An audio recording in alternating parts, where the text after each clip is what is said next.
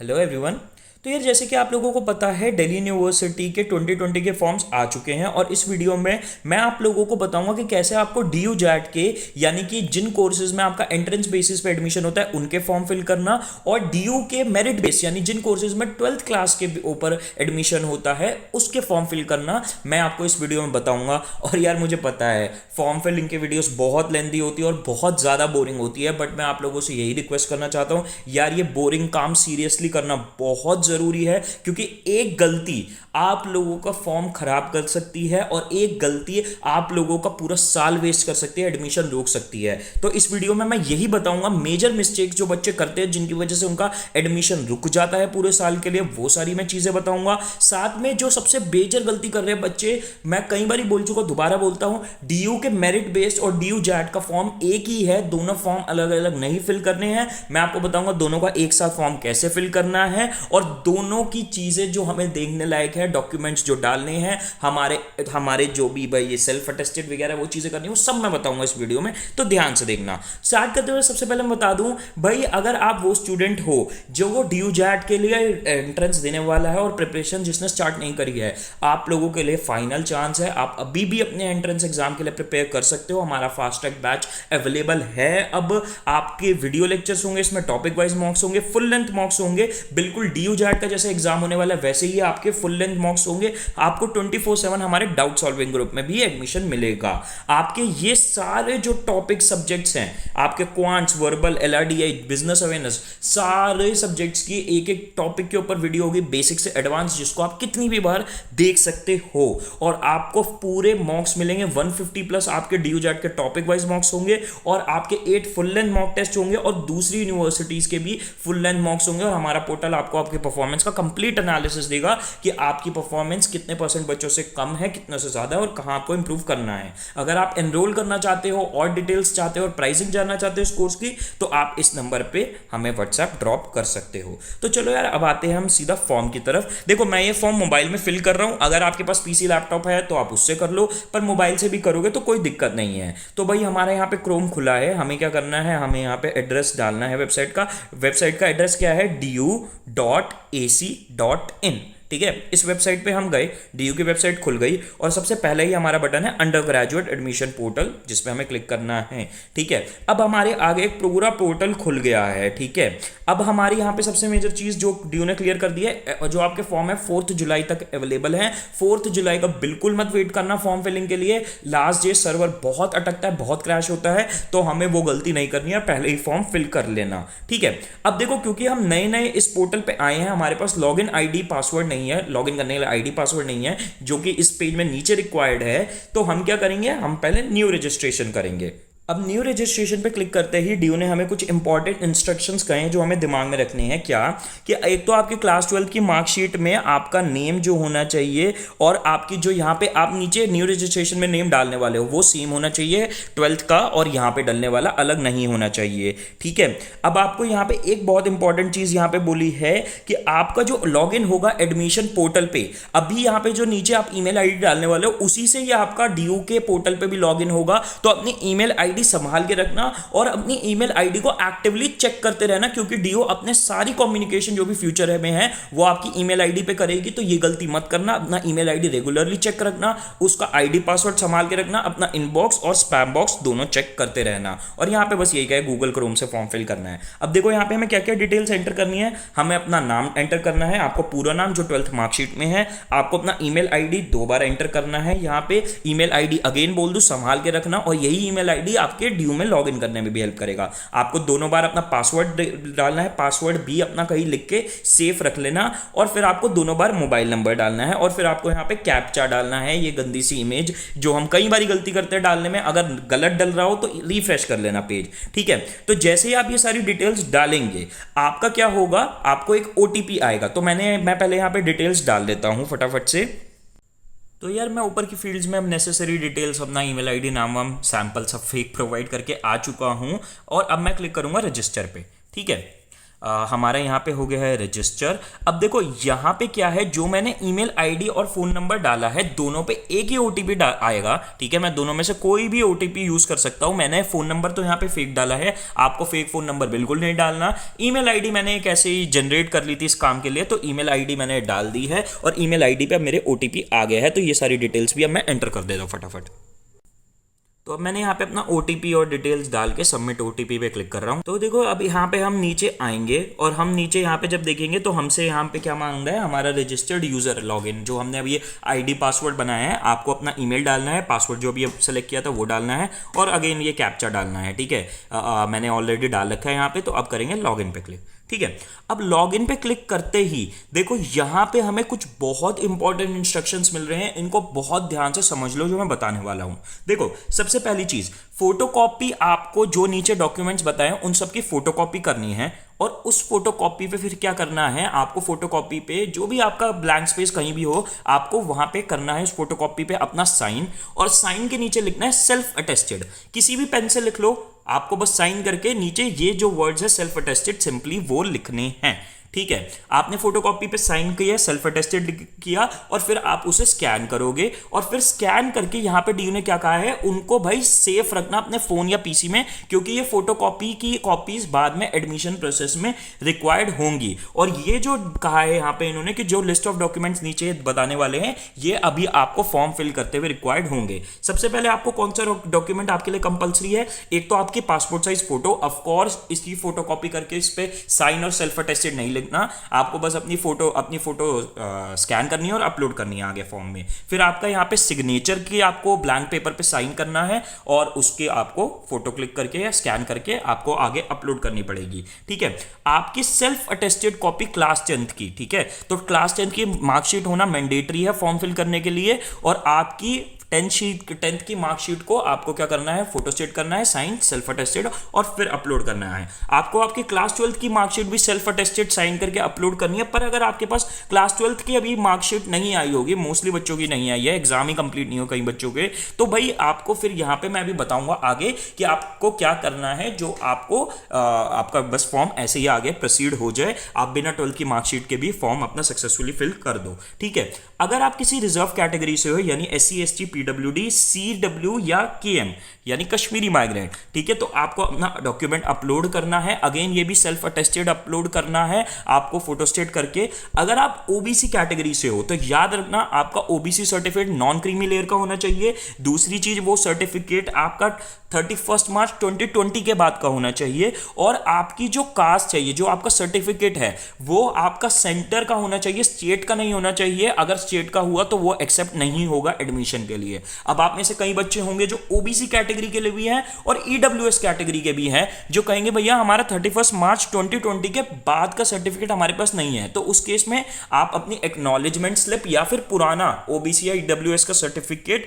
आप अपलोड कर सकते हो। बस आपको लेटेस्ट सर्टिफिकेट एडमिशन के टाइम दिखाना पड़ेगा, नहीं तो आपका उस कैटेगरी में आप नहीं माने जाओगे। आपका EWS सर्टिफिकेट SDM से होना चाहिए और वो भी 31 मार्च 2020 के बाद का होना चाहिए। और अगर आप किसी ECS स्पोर्ट्स कैटेगरी में तो उसके भी सेल्फ अटेस्टेड डालनी है, और अगर आप इनमें किसी में भी फॉल करते हैं कैटेगरीज में तो ये भी आपको करना है। ठीक है, तो अब आपको यहाँ पे क्या एक चीज इंपॉर्टेंट बोली है डीयू ने हाईलाइट करके कि भाई आपके 10th की मार्कशीट में और 12th की मार्कशीट में, और अगर आप किसी रिजर्व कैटेगरी में हो उसका सर्टिफिकेट है, तो उस तीनों डॉक्यूमेंट में आपका नाम एग्जैक्ट सेम होना चाहिए, और अगर आपके पेरेंट्स का नाम लिखा है तो वो भी एग्जैक्ट सेम होना चाहिए तीनों डॉक्यूमेंट्स में। अगर कोई नाम में गड़बड़ी हुई, चेंज हुआ, तो आपका एडमिशन कैंसिल हो सकता है। और एंड में यही लिखा है कि भाई आपके ये सारे अपलोड्स कॉलेज बाद में एडमिशन के टाइम वेरीफाई करेगा, और अगर ये फेक निकले, किसी भी वे में डॉक्यूमेंट्स फेक प्रूफ हो गए, तो आपके ऊपर एक्शंस लिया जाएगा। तो भाई हाँ, मैंने अब यहाँ पे टिक कर दो, मैंने इन्फॉर्मेशन को एग्री कर लिया है और सबमिट कर दो। तो यार अब हमारे फर्स्ट पेज में मैं आपको सारी चीज़ें बता दूं हमें क्या क्या लिखनी है। हमें फर्स्ट नेम लिखना है, लास्ट नेम लिखना है। जिन भी एंट्रीज के आगे ये रेड स्टार नहीं है वो कंपलसरी नहीं है फिल करना, आप उन्हें छोड़ोगे तो कोई दिक्कत नहीं है। तो मिडिल नेम अगर आपका है तो आपको फिल करना है डेफिनेटली, नहीं है तो आप उसे छोड़ सकते हो। आपको अपना जेंडर कंपल्सरीली मेंशन करना है, आपको अपनी date of birth compulsorily mention करनी है, आपको ये बताना है कि आप इंडिया के सिटीजन हो या नहीं हो, वो भी कंपल्सरी है। अब आपको यहाँ पे बताना है कि आप कौन सी कैटेगरी से हो। ठीक है, देखो अगर आप ओबीसी, एससी, एसटी, ईडब्ल्यूएस इनमें से किसी में भी हो तो आप उसे सेलेक्ट कर लो, पर अगर आप जनरल कैटेगरी से हो तो आपको अनरिजर्व पे टिक करना है select, U R is equal to general category. ठीक है, अगर आप किसी माइनॉरिटी से बिलोंग करते हो तो आप इसे क्लिक करो, आपको क्या है, अगर क्रिश्चियन माइनॉरिटी से तो उस पर क्लिक करो, सिख माइनॉरिटी से हो तो उस पर क्लिक कर दो, अगर नहीं हो किसी भी माइनॉरिटी से तो नॉट एप्लीकेबल सेलेक्ट करना कंपलसरी है, यहां पे अनरिजर्व्ड सेलेक्ट करना कंपलसरी है। ईमेल आईडी मैंने यहां पे दे रखी है, ऑल्टरनेट ईमेल आईडी आप प्रोवाइड करना चाहते हो तो कर सकते हो, अपने पेरेंट्स की कर दो, बेटर रहेगा। ठीक है, मोबाइल नंबर आपने दे ही दिया था, मैंने यहां पे फेक डाला हुआ है, आपको फेक बिल्कुल नहीं डालना।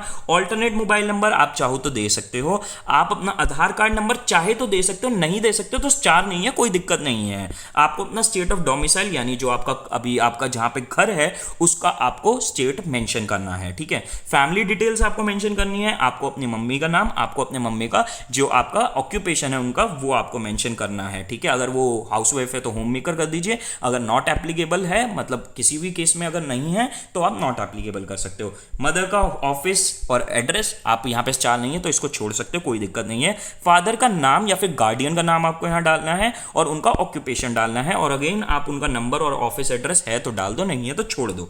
वार्ड कोटा से क्या आप हो, अगर हो तो यस, नहीं तो नॉट एप्लीकेबल। ठीक है, अब यहाँ पे दूसरी कैटेगरीज और कोटा के बारे में पूछेगा, क्या पीडब्ल्यूडी कैटेगरी से, नहीं हो तो नॉट एप्लीकेबल, हो तो मेंशन करो कौन सी से हो। अगर आप आर्म फोर्सेस से हो तो आप मेंशन करो कौन सी प्रायोरिटी से हो, नहीं तो नॉट एप्लीकेबल। कश्मीरी माइग्रेंट अगर आप हो तो यस, नहीं तो not applicable. Prime minister special scheme में हो तो ठीक है, नहीं तो नॉट एप्लीकेबल। और अगर आप सिक्किम स्टूडेंट वाली उसमें हो तो आपका यस, नहीं तो नॉट एप्लीकेबल। एड्रेस आपको डालना है आपका कॉरेस्पॉन्डेंस एड्रेस, मतलब कॉरेस्पॉन्डेंस एड्रेस का कि आपका वो एड्रेस जहां पे अभी आप रिसाइड कर रहे हो और जहां पे डीयू को आपकी सारी इंफॉर्मेशन या कुछ भी अगर भेजना है डीयू को तो वहां भेजे। ऑल्दो आप एड्रेस पे कुछ काम होता नहीं है बट ऑब्वियसली वो मांगेंगे ही। ठीक है, तो आपको अपना एड्रेस डालना है, आपको अपना country, state, city, pin code सब मेंशन करना है, और फिर आपको अपना परमानेंट एड्रेस भी मेंशन करना है, आपका जहां पे परमानेंट घर है। ठीक है, अगर आपका परमानेंट एड्रेस और करंट एड्रेस सेम है तो भाई आप अपना सेम एज कॉरेस्पॉन्डिंग एड्रेस डाल दो, और आपको यहां पे फिर कुछ भी फिल करने की जरूरत नहीं होगी, ऊपर से अपने आप यहां नीचे कॉपी हो जाएगा। अब यहां पे आपका सबसे एंड में जो कंफ्यूजिंग फील्ड बच्चों को लगती है, बैंक अकाउंट डिटेल्स आपको डालनी है। देखो ये बैंक अकाउंट डिटेल्स जो है वो आपकी फीस रिफंड के लिए है। अगर आप कल को कॉलेज में एडमिशन ले लो और उससे फिर आप कैंसिल करा दो तो कॉलेज की फीस आपके बैंक अकाउंट में रिफंड होगी, फॉर्म की फीस किसी भी केस में आपके अकाउंट में रिफंड नहीं होगी। आपके पास खुद का अकाउंट नहीं है तो आप अपने पेरेंट्स का अकाउंट डाल सकते हो। ठीक है, और आपका आईएफएससी जो कोड होता है वो आपकी चेकबुक पे लिखा होता है। ठीक है, तो अब ये सारी इंफॉर्मेशन मैं फिल करके आगे बढ़ता हूं। तो यार यहाँ पे अब मैंने सारी अपनी फेक डिटेल्स फिल कर दी हैं, ऐसा मजाक मत करना डीयू के साथ तुम पर्सनली। ठीक है, तो अब मैंने सब फिल कर दिया, तो अब मैं करूँगा सबमिट और मैं आ गया हूँ नेक्स्ट पे। ठीक है, अब ये कहेगा मुझे अपनी सारी डिटेल्स जो फिल करी है वो रिव्यू कर लो, प्लीज़ टाइम निकाल के रिव्यू कर लेना, कोई भी यहाँ पे करी हुई गलती बहुत बड़ी दिक्कत दे सकती है आपको एडमिशन में। फिर आपने कर लिया सारा रिव्यू, अब क्लिक करो नेक्स्ट पे। ठीक है, अब नेक्स्ट पे क्लिक करते ही आपके आगे कुछ ऐसा पेज आ जाएगा। जो भी मैंने किया उसको इग्नोर कर देना, मैंने पहले से फिल कर रखा था इसलिए ऐसा दिखा रहा था जो भी दिखा रहा था। ठीक है, आपके आगे अब कहेगा एकेडमिक डिटेल्स फिल करने को। अब इसमें सबसे बड़ी गलती जो मैं बताता हूं आप लोग करते हो वो बिल्कुल भी मत करना। देखो आपके एडमिशन में दिल्ली यूनिवर्सिटी में बेस्ट 4 के सब्जेक्ट्स के मार्क्स लगते हैं, ये सबको पता है, पर अब भी फॉर्म फिल करते हुए बिल्कुल भी ये मत करना कि आप अपनी मर्जी से, अगर आपका रिजल्ट आ चुका है तो आप सिर्फ बेस्ट 4 अपने मार्क्स डालो, टॉप जो भी सब्जेक्ट में मार्क्स है उनको डालो। अभी फॉर्म फिल करते हुए आपको सारे सब्जेक्ट्स के मार्क्स डालने हैं, जब आपके रिजल्ट आएंगे तो सारे सब्जेक्ट्स के मार्क्स आपको डालने हैं। अगर आप ये नहीं करते हो तो बहुत बड़ा ब्लंडर करोगे, आपको सब डालने हैं। आपके बेस्ट 4 के जो मार्क्स है, डरो मत, जब आपका कॉलेज में फाइनल एडमिशन हो रहा होगा तो वो अपने आप कैलकुलेट करेंगे, बाकी सब्जेक्ट्स वो छोड़ देंगे, वो अपने आप ये चीज करेंगे कॉलेज वाले या आपसे खुद करवाएंगे। पर अब भी बिल्कुल मत करना कि आप सिर्फ टॉप 4 डाल दो, बहुत बड़ी गलती होगी और डरने की कोई जरूरत नहीं है, बाद में वो अपने आप देख लेते हैं। बच्चों को ये डर रहता है कि यार कहीं वो ऐसा ना करे मेरे बेकार वाले सब्जेक्ट को ले ले, ऐसा वो नहीं करेंगे बिल्कुल भी अनटिल एंड अनलेस उस कोर्स की बिल्कुल रिक्वायरमेंट ही ना हो। और अगर उस कोर्स की वो सब्जेक्ट रिक्वायरमेंट है और अगर आपने यहां पे अभी फिल नहीं किया तो आप एप्लीकेबल भी नहीं रहोगे उस कोर्स के लिए। उसके अलावा यहां पे क्या कहा है आपको, अगर आपके जो भी सब्जेक्ट आप डाल रहे हो उसमें थ्योरी और प्रैक्टिकल दोनों चीजें थी तो दोनों में पास होना जरूरी है, अगर एक में भी फेल हो तो आप नहीं माने जाओगे उस सब्जेक्ट के लिए, ठीक है। और यहां पे क्या कहा गया है कि आपका जो भी सब्जेक्ट आप एंटर कर रहे हो, ठीक है, उनमें मिनिमम 70% थ्योरी का एलिमेंट होना चाहिए, उससे ज्यादा हो 80% थ्योरी है, 90% थ्योरी है, 100% थ्योरी है, कोई दिक्कत नहीं है, पर आपका थ्योरी का जो उस सब्जेक्ट में एलिमेंट है, आपका कोई भी सब्जेक्ट ऐसा नहीं होना चाहिए जिसमें 30% यानी 100 में से फॉर एग्जांपल 40 मार्क्स का थ्योरी हो, ठीक है।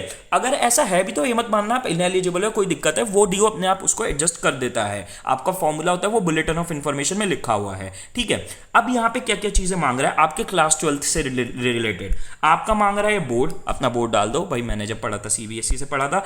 अब देखो अगर आपका रिजल्ट आ गया है तो पास अगर डालोगे तो वो आपके हर सब्जेक्ट के मार्क्स, मैक्सिमम मार्क्स, उस सब्जेक्ट का नाम, आपके आए हुए मार्क्स, ये सारी डिटेल्स मांगेगा। बट आप में से मोस्टली बच्चों का नहीं आया तो हम डाल देंगे अवेटेड, ठीक है। अवेटेड में अब ये आपके मार्क्स नहीं मांगेगा, तो अब वो आपसे 12th का ना सर्टिफिकेट मांगेगा आगे जाके, ना वो आपसे आपके मार्क्स मांग रहा है। और अगर आपका रिवैल्यूएशन के लिए आपने अप्लाई कर रखा है या फिर आप इंप्रूवमेंट स्टूडेंट हो तो आप अप्लाइड फॉर रिवैल्यूएशन को फिल कर सकते हो, ठीक है। आपको अपना बोर्ड रोल नंबर डालना है, आपको अपना ईयर ऑफ पासिंग डालना है, जो मैंने अभी यहाँ पे कुछ भी डाल दिया है, जो आपको बिल्कुल भी नहीं करना। फिर आपको अपना स्कूल का नाम डालना है, आपको फिर ये बताना है वो प्राइवेट स्कूल था, गवर्नमेंट स्कूल था या गवर्नमेंट एडेड था या अदर्स था। फिर आपको डालना है स्कूल की स्टेट कौन सा था, आपने कौन से भाषा में पढ़ाई करी है और आपने हिंदी कौन से क्लास तक पढ़ी है। मैंने 10th तक पढ़ी है, मैंने 10th डाल दिया है। अब आपको बताना है कि आपने इन सब में से कोई भी लैंग्वेज पढ़ी है, मैंने नहीं पढ़ी है तो मैंने नो कर दिया।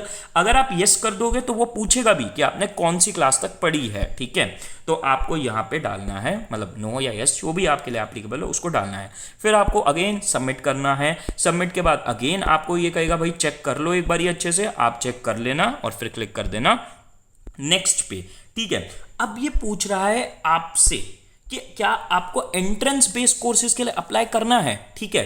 अगर आपको मेरिट के लिए करना है यानी क्लास 12 के लिए करना है, मैं आपको उसके लिए एक चीज यही बता देता हूं, आपका अभी इस फॉर्म को कंप्लीट होने तक आपसे ये मेरिट बेस यानी क्लास 12 के बेसिस पे जिन कोर्सेज में एडमिशन होने वाला है, ना उसकी कहीं भी प्रेफरेंस मांगेगा, ना उनको कहीं फिल करने के लिए कहेगा, क्योंकि डीयू ने इस बारी बिल्कुल एक नई चीज निकाल दी है। वो नई चीज क्या है, आपसे पूरे के पूरे फॉर्म में किसी भी स्टेप में वो नहीं मांगेगा आपसे मेरिट की, आपकी प्रेफरेंस कोर्स की, क्योंकि इस बारी आपको सारे आप इस जब फॉर्म को, ये फॉर्म जब आप फिल कर रहे हो ना डीयू का, आप बाय डिफॉल्ट मेरिट बेस में अप्लाई कर रहे हो। मेरिट बेस की फीस है 250 रुपीज, ये आपको फीस भरनी ही भरनी है, चाहे आप मेरिट में अप्लाई मतलब बाद में करो भी या ना करो, पर ये फॉर्म की फीस है। अगर आप एंट्रेंस के लिए भी अप्लाई करते हो तो 750 फीस है डीयू जैट के एंट्रेंस की, ठीक है।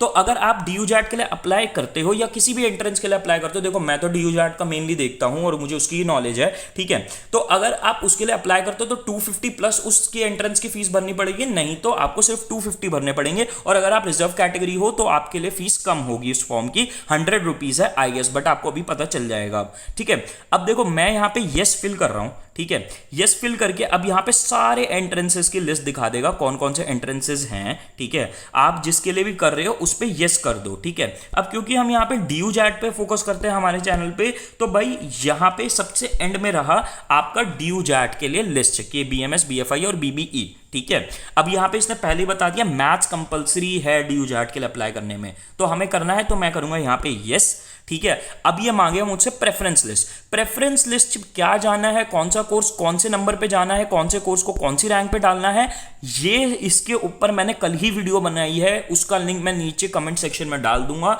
आप वो वीडियो जाके देखो। मैंने पूरा एक्सप्लेन किया किस बच्चे को क्या प्रेफरेंस लिस्ट भरनी चाहिए। अभी मैं नो कर रहा हूं क्योंकि हम प्रेफरेंस लिस्ट यार भरने का टाइम नहीं है। फिर आप अगर आप कर रहे हो तो आपने पूरी प्रेफरेंस लिस्ट डाल दी, फिर आपको अपने सेंटर की प्रेफरेंस डालनी है कि आपके नियरेस्ट कौन से सेंटर है। मैं दिल्ली में रहता हूं तो मैं दिल्ली एनसीआर डाल दूंगा। भाई दिल्ली में अगर नहीं मिला क्योंकि दिल्ली के सेंटर फुल हो गए हैं, तो मैं अपने नियरेस्ट जो भी मेरे सिटी पड़ती है जहां पे मेरे लिए जाना आसान है, मैं जयपुर डाल दिया फॉर एग्जांपल, ठीक है। तो ऐसे आपको 4 सेंटर की लिस्ट देनी है। डीयू जैट या दूसरे एंट्रेंसेस सेंटर पे होंगे, घर पे होंगे, क्या होगा क्या नहीं होगा उसका भी कुछ नहीं पता, क्योंकि हमें कोरोना की सिचुएशन को कुछ नहीं पता, पर डीयू आपसे सारी डिटेल्स ले रहा है। तो अभी के लिए क्योंकि मैं प्रेफरेंस लिस्ट भरने के लिए टाइम नहीं लगाना चाहता, मैं यहां पे नो कर देता हूं। बट अगर आप एंट्रेंस के लिए डीयू जैट के लिए अप्लाई करते हो तो आप यस करोगे, प्रेफरेंस लिस्ट भरोगे, सेंटर भरोगे और आपको 750 रुपीज एक्स्ट्रा देने पड़ेंगे 250 रुपीज के ऊपर, ठीक है। अब मैं थोड़ा और आगे जाके मेरिट बेस को एक्सप्लेन करूंगा अगर आपको अभी भी कंफ्यूजन है, बट अभी यहाँ पे मैं सबमिट कर देता हूँ,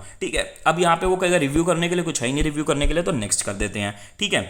अब आपका क्या आप स्पोर्ट्स कैटेगरी के अंडर फॉल करते हो, तो भाई आपको क्या करना है, स्पोर्ट्स या ईसीए कैटेगरी के अंडर, स्पोर्ट्स है यहाँ पे, तो आप यहाँ पे ऐड अनदर स्पोर्ट्स गेम या स्पोर्ट कर सकते हो। अगर आपके पास कोई भी स्पोर्ट लेवल का, इस बार ट्रायल्स तो नहीं होने हैं, सिर्फ एनएसएस और एनसीसी के होने हैं, तो आप अपना यहाँ ऐड करके अपना सर्टिफिकेट और अपना लेवल जो भी है आप वो मेंशन कर सकते हो। अब यहाँ पे नेक्स्ट कर दिया, मेरे पास कोई नहीं है। ईसीए में अगर आप फॉल करते हो तो भाई ईसीए का अगेन यहाँ पे आप क्लिक करके अपना ईसीए डाल सकते हो, अगर आपके पास कोई सर्टिफिकेट है तो मेरे पास नहीं है, तो मैं चलो यहाँ पे भी नेक्स्ट कर दिया। तो यार अब हम यहाँ पे नेक्स्ट पेज पे आ गए हैं, और अब देखो यहाँ पे ये कह रहा है मुझे अलग अलग डॉक्यूमेंट्स अपलोड करने के लिए। मैंने अभी ऐसे कोई भी डॉक्यूमेंट्स अपलोड कर दिए हैं, ठीक है। ये चीज़ भी आप बिल्कुल मत करना, बहुत बड़ी दिक्कत हो सकती है। मैं तो सबमिट फाइनल करने नहीं वाला, क्योंकि फाइनल सबमिशन आपका फॉर्म का तब माना जाता है जब आप पेमेंट कर दो, ठीक है।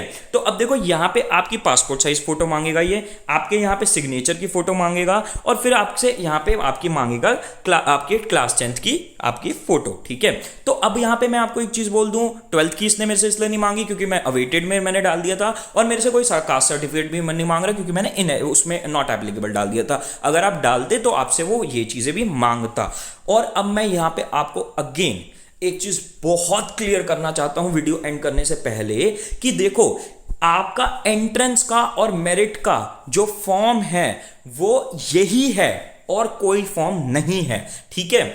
जैसे कि मैंने अभी थोड़ी देर पहले ही बताया, अब देखो मैंने किसी भी एंट्रेंस के लिए अप्लाई नहीं किया, तो मेरे से अब नेक्स्ट स्टेप पे क्या कहेगा, ये पहले 8th स्टेप पे 7th स्टेप पे, ये अब मैं नेक्स्ट पे जब क्लिक करूंगा तो ये कहेगा कि भाई जितनी भी इंफॉर्मेशन थी फॉर्म की, मैं आपको करके भी दिखा देता हूं, ये यहां पे सारी इंफॉर्मेशन दिखा देगा, ठीक है। और ये सारी इंफॉर्मेशन कहेगा भाई रिव्यू कर लो अच्छे से, अगर कोई गलती है तो ठीक कर दो, अगर नहीं है तो आई एग्री करो और नेक्स्ट क्लिक कर दो, और फिर ये मुझसे मांगेगा पेमेंट, ठीक है। मेरे से ये पेमेंट 250 रुपीज मांगने वाला है, क्योंकि मैंने एंट्रेंसेस के लिए अप्लाई नहीं किया है, और इस बार ये डीयू ने क्या करा है, इस फॉर्म में आपका मेरिट में कोई कोर्स का सिलेक्शन का नहीं डाला है। अब मैं यहां पे 250 पेमेंट करूंगा तो मैं सारे कोर्सेज के लिए एलिजिबल हूं एक बारी में ही, ठीक है।